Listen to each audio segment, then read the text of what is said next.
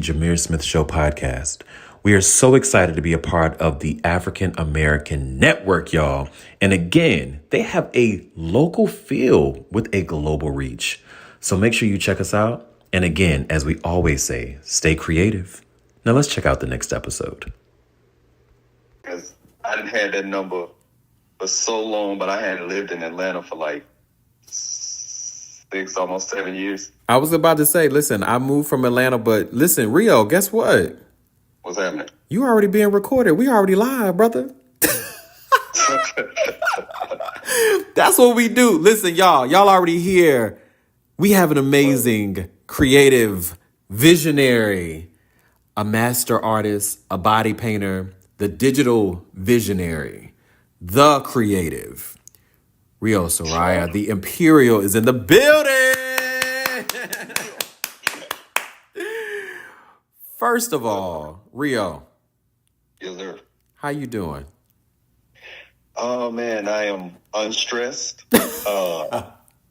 finessed, and straight up blessed. So, I ain't got nothing to complain about. Look, I was about to say, if you don't wrap that up with a nice, little boom. So you guys already hear the energy on this call today. Everybody, welcome back to the Jamir Smith Show podcast. Guys, I feel like the year is going by so fast. And y'all know I love art. Everybody knows that we interview so many creatives, so many artists. The Jamir Smith Show is a platform to highlight creatives, to tell their story, and allow them just an additional platform to receive their flowers. Word. The Imperial. Well, I do have to say that this is it's a blessing, man, to get my word out and speak to the people, and kind of give another level of insight as to what creativity is, but what I'm doing specifically with what I'm creating. So I appreciate you bringing me on and giving me this moment. Put the word out. One of the things about you is that you deserve the moment even before I even met you, before so many people have probably already given you your flowers. One of the things about my show and the team, we do our research, and we definitely going to get into your business. But before we get started... I like it already. Listen, we do our research over here. You're going to be very impressed, I have to say. But before we go there, it is May what, 2nd? Oh my God, I can't believe it's like the year's already going by so fast. Mm-hmm. Rio, how has this year, 2024, how has this year been for you so far? It has been, first, before I give an answer to that, I'm going to let you know right now, I create a lot of words, and they're not in the dictionary, but they will be. There you go. But very revelatory. I've wrestled with darkness, and also dealt with the light part of myself. So it started off kind of crushing, heart-wise, mind-wise, spirit-wise, and I did, a lot of, which I'm still doing, a little bit more of, a lot of soul searching, but, searching, and I found some other powerful things about myself and how it relates to the dualistic side of my nature when it comes to art, creativity, spirituality, sexuality, religion, all of that. So, and power and wealth and responsibility and accountability. So, all of those things kind of, opened up and came into fruition this year for me. And all in all, I say it's still positive. Yeah. Even the negative aspects. All in all, this year has been positive. Well, and I think the beauty of everything that you just said, it allowed me to internalize being intentional. And we are in our 5th season of this show, over 200 episodes. And I remember... Congrats. Thank you. I remember all of the people that we used to do. We used to do 2 or 3 shows a week, and it was like we just filling up space. And it came to a point that I said, I want to make sure that we're connecting with people that really, really have a deeper story. People that, can make an impact and also can help us really peel back different narratives that we have about life and being intentional. And we even had a show about being intentional and intentionalities of the life we lead and all of the above, blah, blah, blah. But, one of the beauty moments about you is your energy is very infectious. And I have to say, I met you in Los Angeles, downtown LA at Parallax. And for the people that don't know, whenever you meet somebody that has a bigger than life personality that can align with yours and makes you shut up, that's who I need to meet. Because this guy, his art alone, before he even opened his mouth, spoke volumes. And then to hear you explain this with people that either just purchased your art, people that were interested, and people that were just interested in just like the outfits and things that you had on, I think was amazing. How was that moment for you this past weekend at Parallax in downtown LA? I have to say that it was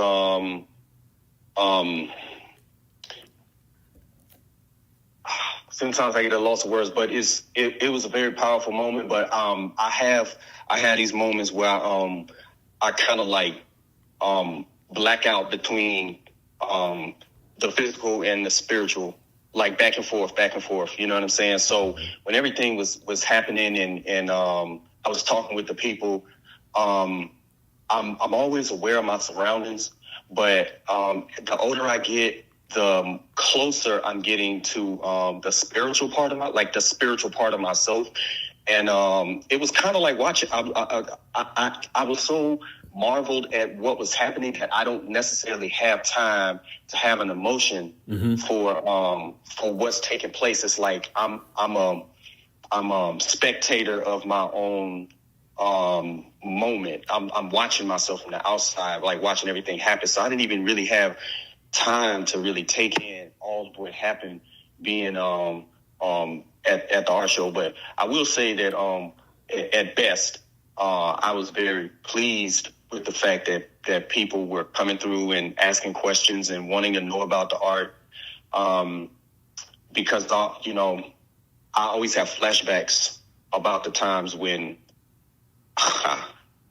nobody was interested in my art. Nobody, like, you know what I'm saying? Like, people would look like, oh, nice job. They keep on walking on about their business. Exactly. You know what I'm saying? But they don't want to get involved, or they don't want to buy or purchase anything. So, like, all in all, man, I was pleased at the outcome.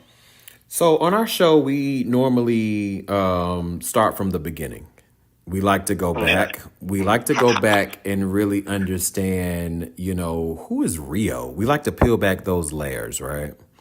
Uh-huh. But I told you at the beginning, we do our research.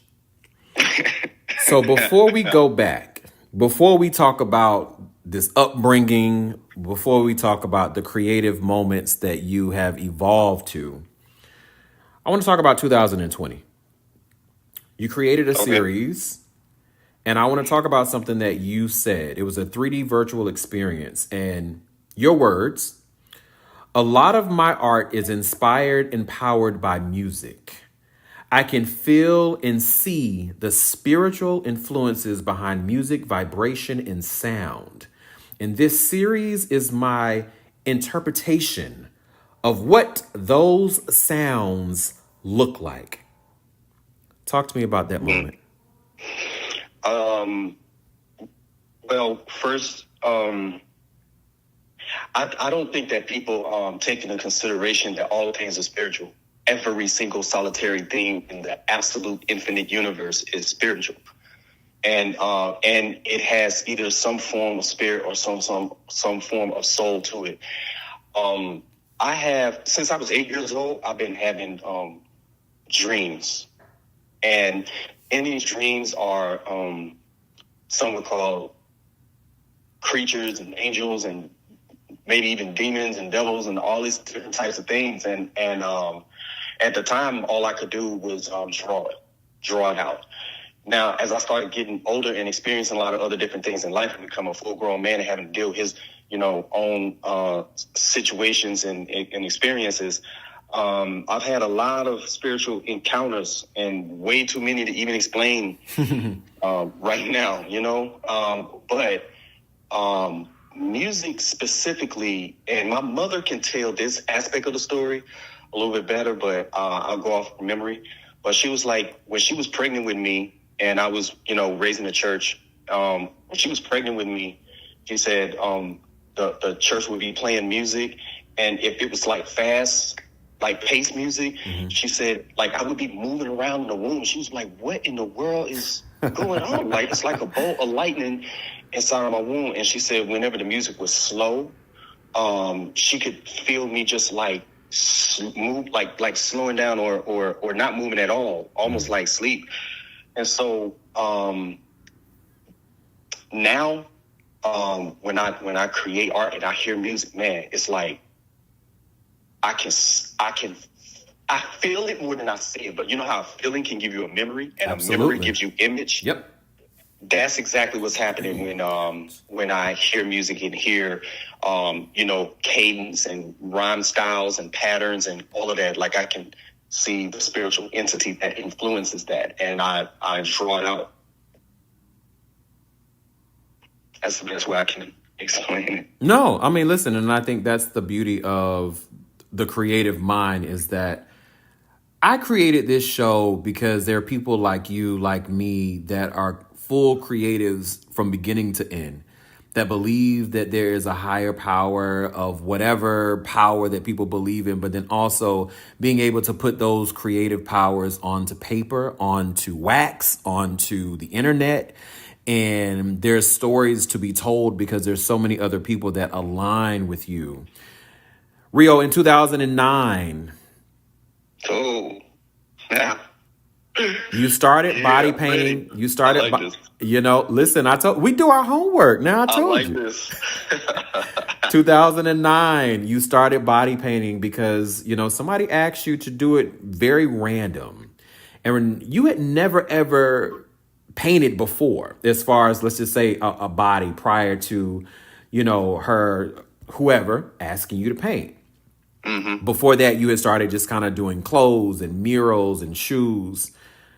Body paint for you kind of took off, and in Atlanta, you did multiple shows as far as in clubs and different venues. How was that moment in 2009 when you did your first body paint? It was a testament of discipline. I'm gonna start there first. All right, so like in 2009, like I'm gonna call her name out because she you know what I'm saying, she started my career. I know one day she gonna hit this, like, she deserved accolades, But her name is Candace King, and she had a photo shoot that was supposed to happen, and the guy that drove me and her to the photo shoot happened to be a photographer. And when we got to the photo shoot, the photographer didn't even show up. Like, oh wow, it was crazy. And it was just like, so I had a bag of paint with me. Now, prior to this particular situation, I had never painted, period. I didn't paint no bodies. I didn't paint murals. I didn't paint clothes. I didn't paint nothing. I hadn't painted anything. Candace was the very first person I paint, and very first, I don't want to say object because she's a person, but like, she's the very first person I painted, and the very first painting, period. So when she just asked me randomly out of the clear blue, at the time I was, pursuing a very serious music career. Like, I was not thinking about being no artist, not selling my work. I was considering, the path of, being a musician. So I did it, and it took me 6 hours to paint her, because 3 of those hours was spent with me sitting on the floor trying to hide a massive erection and trying to and knowing that I could feel that she trusted me enough to ask me that. So it was just like, man, I can't be in here like trying to sideways hit on her. You know what I'm saying? Like, Right. she asked me to paint her, so I really got to honor that and paint her. But, man, like, nature is taking over, and I can't let her see that, because if she do, she gonna feel like something else next. And I was like, I'm not trying to do that. So I sat on the floor just squandering around with paints, trying to figure out, man, what am I going to do? I don't even know. I knew she knew a little bit that I didn't know what I was doing, but I could not show You that. couldn't You show know what I'm that. saying? Exactly. So I'm just, meandering around, and then after, talking and then trying to calm myself down a bit, then I actually had a thought, an artistic thought. And I was like, okay, I think I can do this. And so I painted her. And once I got in the flow of just realizing that all we're doing is painting, that's it. Like it's no different than if you were painting on canvas or drawing on paper. So put your mind there. And that's what I did. And it turned out great. And then the guy took pictures of it, and he went on and started showing it to other people while I went off to my music career. And then he brought me another lady, and I started painting them, not seriously taking any of this like to heart, like none of it. But he was the one, and his name is Tim. I got to give him a shout out too. But Tim started showing these photos to other people, and that's when I got a call for somebody to hire me to paint a girl for their event for $200. And I was like, wait a minute. You're like, there's money to be made? I need to paint naked ladies. Right. And you gonna paint it? Yeah. All right. I'm there. Yeah. Absolutely. I'm there. So the rest is history. I was like, it cannot be this hard to paint murals and clothing and canvas if I can paint a person. Like, that's where my mind went. I said, all it is just simply changing the paint. Yeah. Find out what paint you're supposed to use for a wall. Find out what type of paint you're supposed to use for a canvas, and just do the same thing you're doing on the body. And I was like, okay, I got it. And boom, like a clothing company, all murals and body painting all showed up. But body painting was the leader. You know what I'm saying? Yeah. That's what got me noticed. Well, and then the beauty is, not only did that get you noticed, Skin Wars Season 2 is now on Hulu. A lot of people know you from that TV hit show.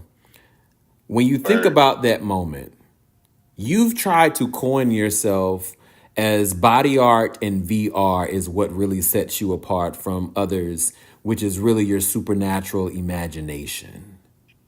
Explain to the people, what is VR? VR is virtual reality. And I think that when I was speaking of that in that moment, I was talking about how art can take on a virtual reality, immersive entity.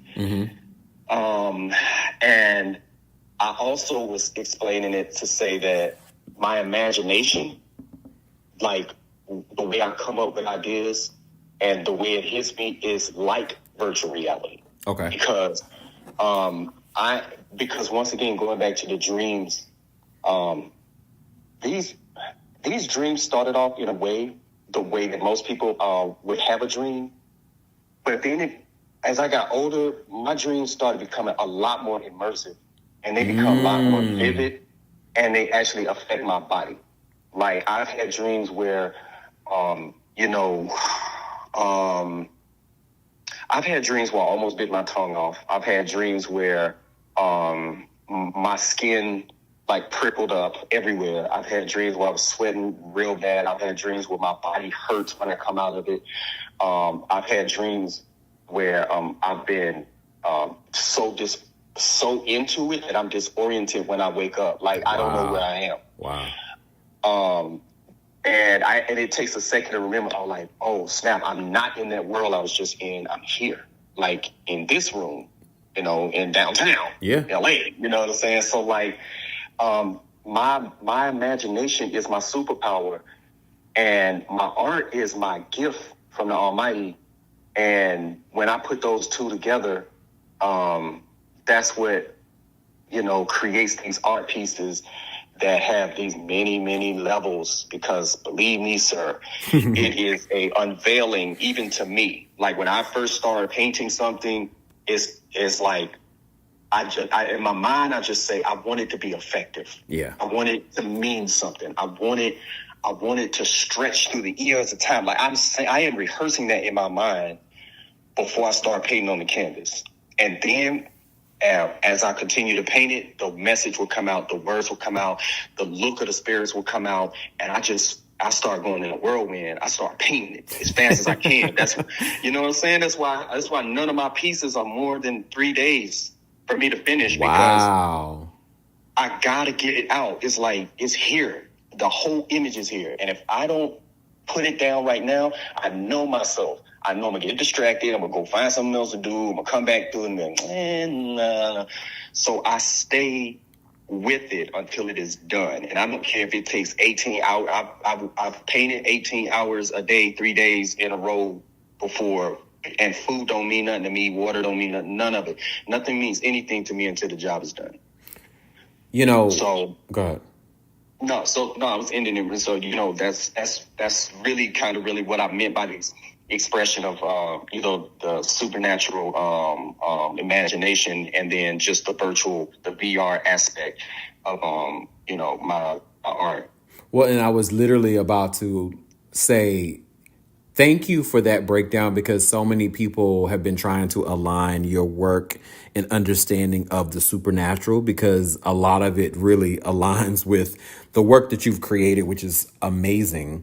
Some of my favorite is, Last of a Wild Indigo Child, to the Big M3, to Golden Woo Child. And I mean, the list goes on.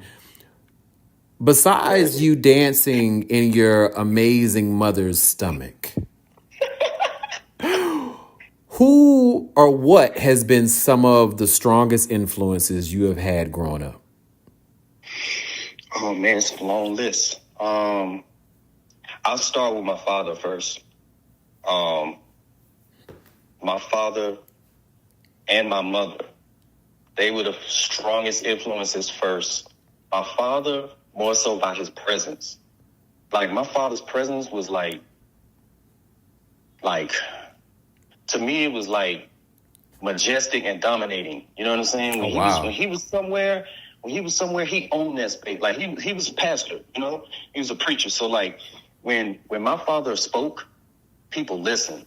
Like, when he'd get up on that pulpit and speak, it was like, man, that's my father. Everybody in the room, I don't care if how powerful their sermon was or what they said, it was like, but when my father went up there to preach his sermon, everybody listened. And folks would just be jumping out chairs and flying off the roof, and like, it looked like a scene from the Blues Brothers. Like,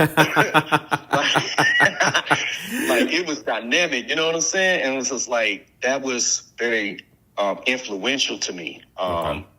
And then my mother, just the way that my mother was able to see potential in something and knew what to say in order to enhance that potential out of us, because she did that for all of us. It's 5 of us. And when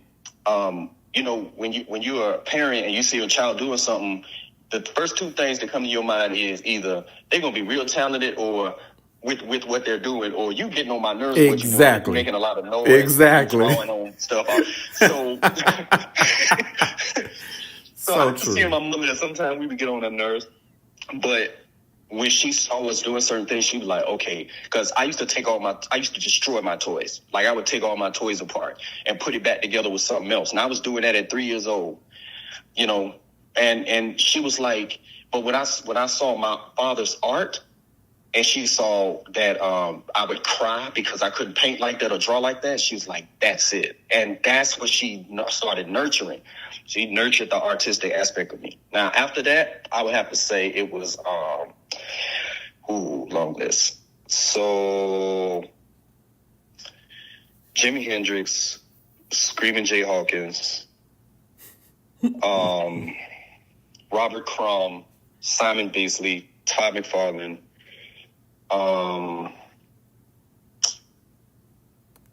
man, it's so many people. No, I mean, that's the beauty. Jay Dilla, Tupac. Come on. The Jackson Southern Airs, the Mighty Clouds of Joy. Outkast.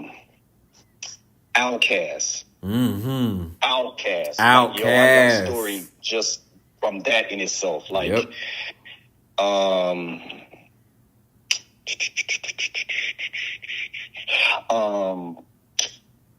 P. Green, Huey P. Newton, Bobby Seale. It's a lot, man. No, it's a lot. It's a way, Well, you know what I'm saying? But that's just a few, just to name a few. you have to think about just like every artist and every creative and every huge figure that you just named has all created an imprint in this world. And I remember me coming from Atlanta and being at Little Five Points and just seeing this huge mural, as you probably know, of Andre and Big Boy. Yeah. And how iconic that moment is for so many people just to come to Atlanta and take a picture there. And I remember when I was moving from Atlanta to LA, and just to see that picture as I was leaving was one of like the staple moments. I want to talk about a staple moment, and then we have some Q&A questions because we not even done. Okay, I like this, bro. Listen, I told you, you're not going to have an interview like this because I'm going to talk about something circa 2014. All right. All right. You created a character called Mr. Fools. Ooh, yeah. Listen, I told you, we go back. You stated that this representation of every artist who was made to feel like a fool for following their dreams. The gloves that were a part of this image were a symbol for fighting for what you believe in, no matter what. Today's fool is tomorrow's intellectual. 2018, how did you feel when you posted that?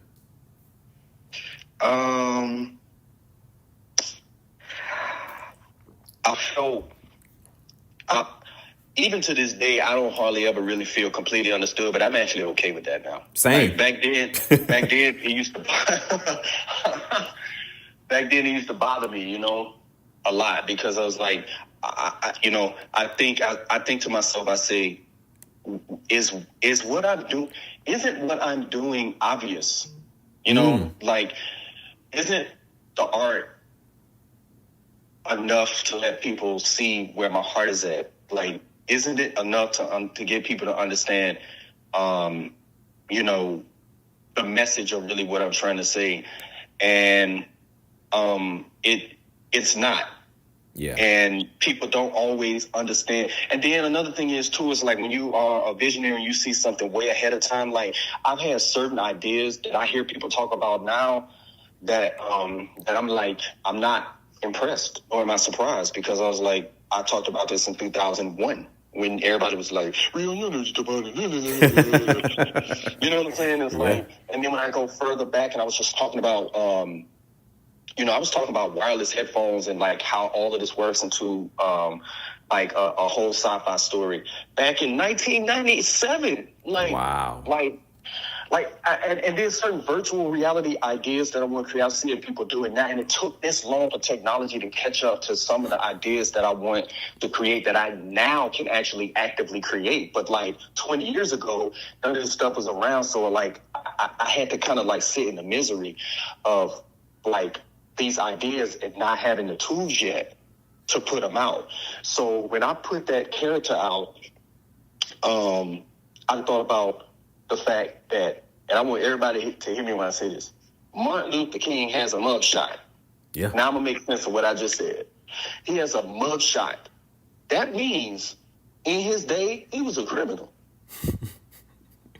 He was a criminal. Just saying. Absolutely. But he was, but all the time he was right about what he was saying and about what he was trying to push forward. It takes people that long sometimes to recognize that what you're saying is not actually foolish. It's just too ahead for the people that live in the time that you live in. So today, you just got to be okay with looking like a fool. And that's why I put that together. I was okay with looking stupid. Yep. And you have to be that way. You got to be okay with looking like a fool if you know what you're talking about. If you know what you put together is going to work. You cannot allow other people to sway your vision because they're not going to understand it today, but they'll understand it tomorrow. Yeah. So move forward. Move forward. Listen, I've always, and I've said this, and we're actually doing a show in the next few weeks about taking a risk. And I have said this to my close circle of people. You know, most recently, I took a risk on myself, and I said, you know, this life is short. And while we're here, the only opportunity we ever have is to take a risk on ourselves and bet on us. Because at the end of the day, you are always going to be the only one that believes in you. Regardless of your family and friends and everyone else can say they believe and support you, the only person that you can close and open eyes with is yourself. So always take a risk on yourself. And you took an amazing risk on a place that I always visit every year. Wish I knew that Art Basel was in the building. Whoa, word, yeah. So you enjoy Miami, like a lot of folk. For many reasons. ... We're going to leave that for Patreon. We will leave that for our Patreon. However, Exactly. make sure y'all subscribe to his Patreon. We will list at the end. But tell me about, is there something that you have designed that you have been extremely proud of? You mean just in general, like Yeah, in general. In general. I would have to say, art wise, it would be Music 5000, and it's a sci-fi story that I'm currently building on, because everything I've painted and drawn since I was 17 is been in alignment with that sci-fi story, unbeknownst to me, for a long time before 2012 showed up, in which the name and well, the name came to me before 2012, but like the story and everything dropped on me.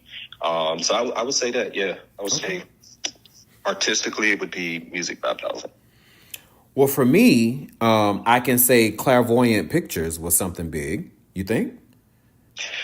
Extremely. Shout! Hold on, before we go there, hold please. Okay. What about Yo Die and White Folks' story of a story of a Chicago con artist? Let's chat about that, because I don't want y'all to think that this man is only doing art. I don't want y'all to think that he's just doing body paint. He is not only just doing music. You have and co-own your own film production company, Clairvoyant Pictures. Yes. So to clarify this, Go.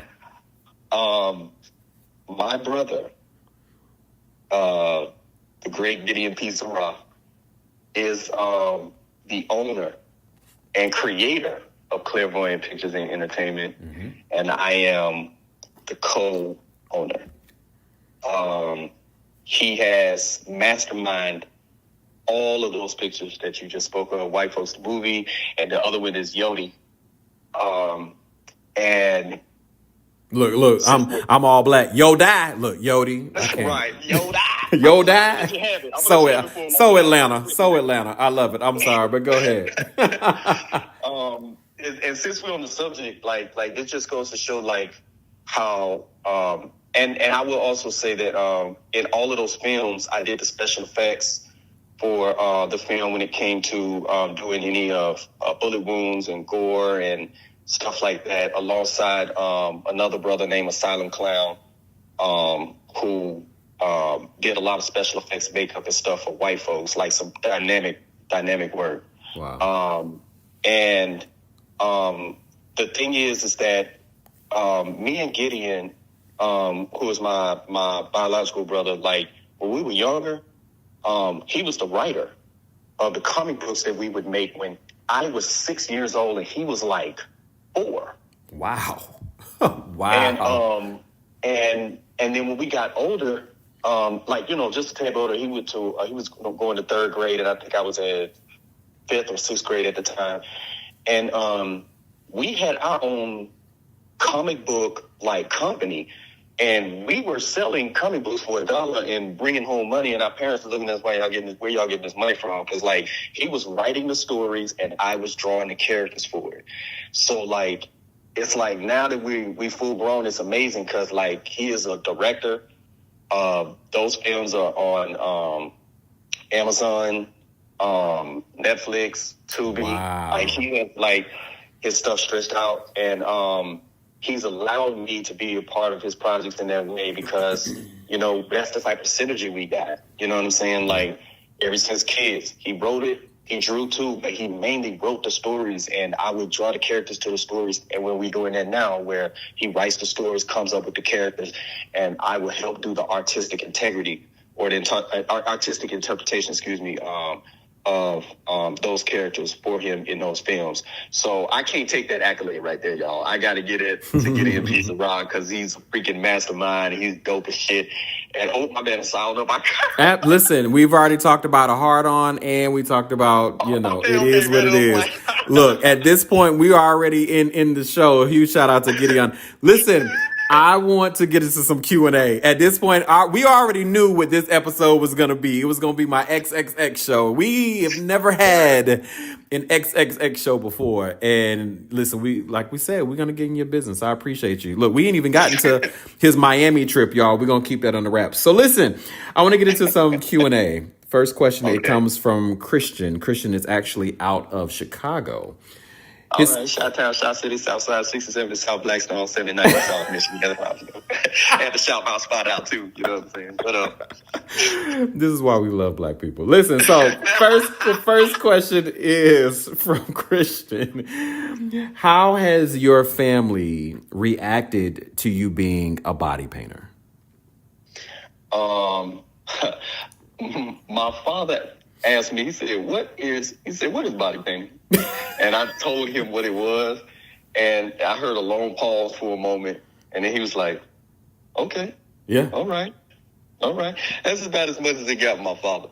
My mother was like, you know, she said, I see you out there painting all those boobies and butts and stuff, and Lord help you. She said, I pray for you every day. Oh, Jesus. So listen, I need you going on out there, be a doctor or something, Lord. Right. Here we go. Like, look, she said, this boy, just control yourself and, you know, keep praying. Just stay praying. But my mother actually supports everything I do artistically, even if she don't like all the way like it, yeah. or if she just feels like it might be a little out there. Even though, like, I post my stuff on Facebook, my mother's on Facebook, she see the whole everything. I don't hide nothing from learning my parents, and they shake their head like, you talented, son, you great, no matter what it is, you great. And that's why I say they my first influences, man. So they love it, they love me, they love and respect the art. So but yeah, my mother would definitely hit me up every now and then, just be like, son, just be careful. Lord, be careful. When I tell you that's such a parental black parent kind of conversation, yeah. Like, listen, you know, I'm still praying for you, Lord. You know, hopefully, you know, you'll turn around. And I'm like, Mom, stop playing. All right, next question, because I know we don't have much time. Next question comes from Nikki, and she's out of North Carolina. She says, how big is the body paint community, and how many artists do you know are doing what you do? Oh wow! Well, it's pretty big. The body art community in Atlanta. I can speak for definitely Atlanta, LA, and Miami specifically, and Vegas. They have I think tripled since 2015 when the show aired, and as far as how many people I know, I think I know the entire. I would say this. I think I know the most influential and the most well-known body painters in the nation. Yeah. Being on the show and also, you know, just being in the communities where these people are. So it's big. If you want to get into it, I say the only thing I have as advice is just take it serious. That's it. Brandon out of Atlanta, Georgia. Huge shout out to ATL. Georgia. Shout out. Oh, yeah. Love that. Yep. I love this question because when we pulled it out of our Q&A, huge shout out to the Jamir Smith Show at gmail.com. Guys, please keep sending your questions. This question is, Rio, is your artwork considered pornography?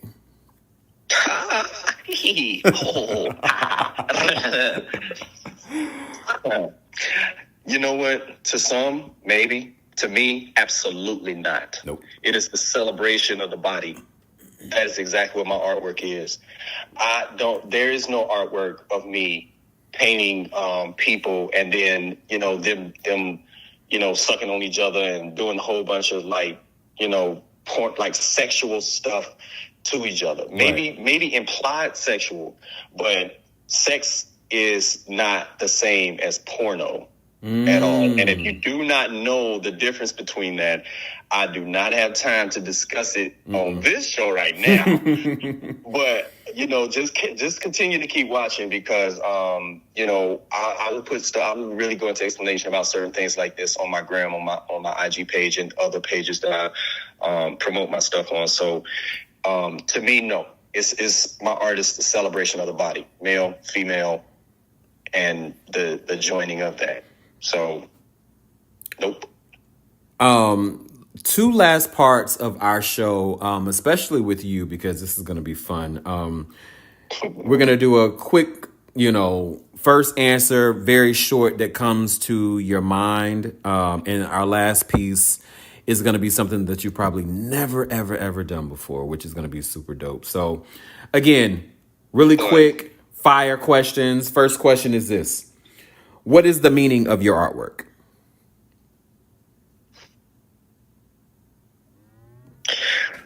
We all come from Yahuwah Elohim.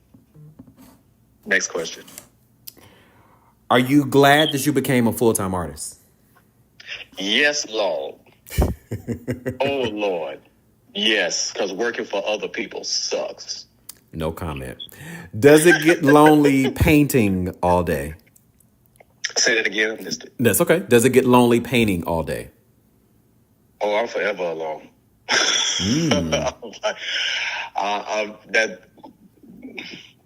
the shortest answer. What advice would you give your younger self? Be bold, boy, and don't worry. What gives you the most joy? Oh, man. Yahushua. What inspires you?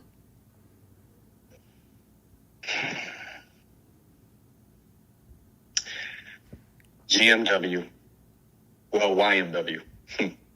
Yahushua, music, and women.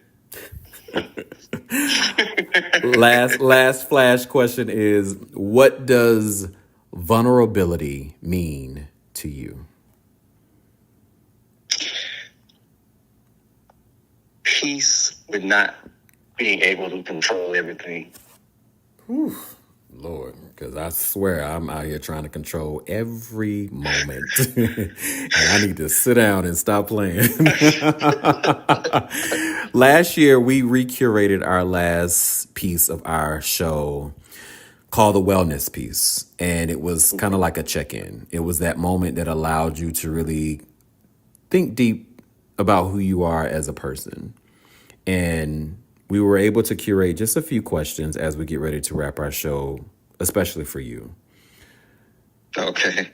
Rio, how do you define success?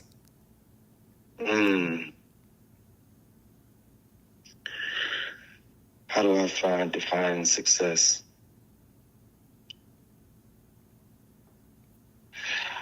I define success as setting a inner goal and then being honest with that inner goal. And really what I mean by that is I think we spend a lot of time lying to ourselves. We spend too much time lying to ourselves about what makes us happy and what brings us joy. In the moment that we are disrespectfully honest with ourselves. Ooh, come on. That is when you're going to find peace. And when you find peace, you find success. because nothing gonna shake you off your square after that. Absolutely. There ain't nothing nobody gonna be able to say to you from the outside that you ain't already told yourself from the inside. So like, you're not swayed by anything other than your own opinion of yourself, and that is where the seed of success is at. So, yeah, I would say being disrespectfully honest with your inner self. What are your relationship deal breakers? Relationship deal breakers.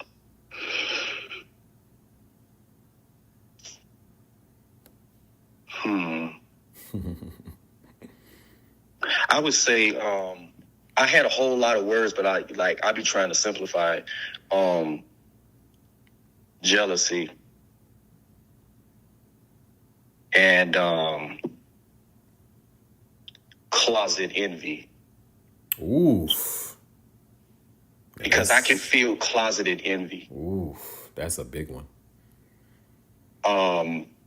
And I've actually, I've dealt with that almost my whole life as an artist, because I'm so good at what I do that it intimidates other people sometimes, and they don't want me in the circle, or they try to push me out, or they make snide comments, or they just do certain things that try to quietly and shadowingly sabotage what I'm doing, and it makes me laugh. I'm really flattered by envy, but it's definitely a deal breaker, and you won't even know it because I won't even let you know it. You've talked a lot about these amazing people that have had an impact in your life, your parents. Mm-hmm. Have you become more or less like your parents? These are good questions, my guy. I know.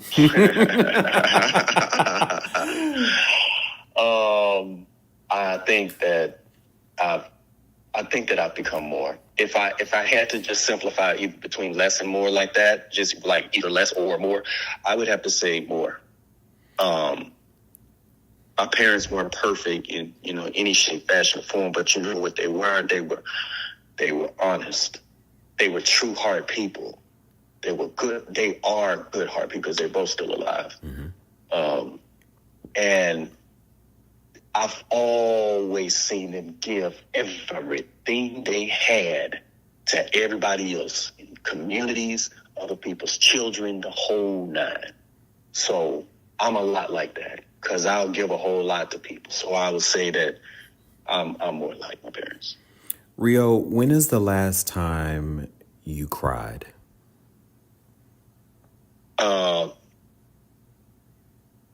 An hour before this phone call. I'm just playing.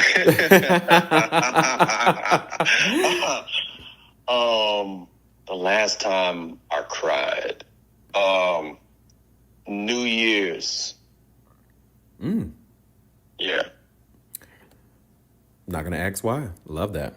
I feel like I did somewhat of the same thing because I was turning into a new space in my life. Rio, what does it mean when you say I love you?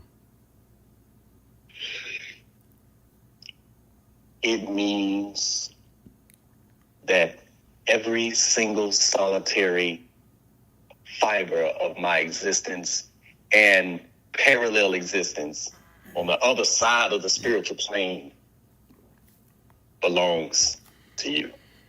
And I'll give every element of myself, every resource I have to see the benefit of you and to see the benefit of that person grow and the potential of that person grow.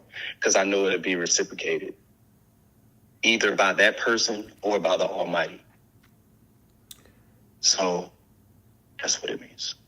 My last question, I've always loved this question because it allows me to really look at your life.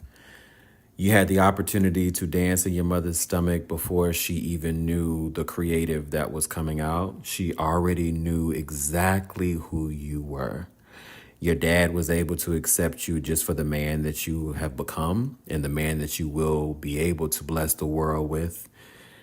To be able to, start your first painting on someone that didn't even know that you were going to be able to create a masterpiece.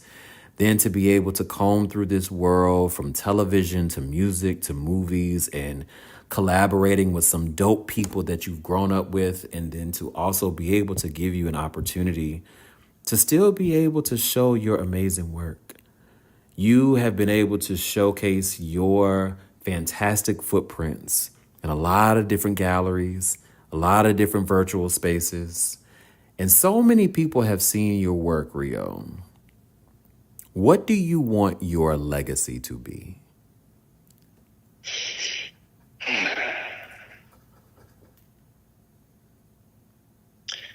That first, at the top of the list, very top of the list, is that I obeyed Yahushua for what he sent me down here to do. That I obeyed what he asked me to do.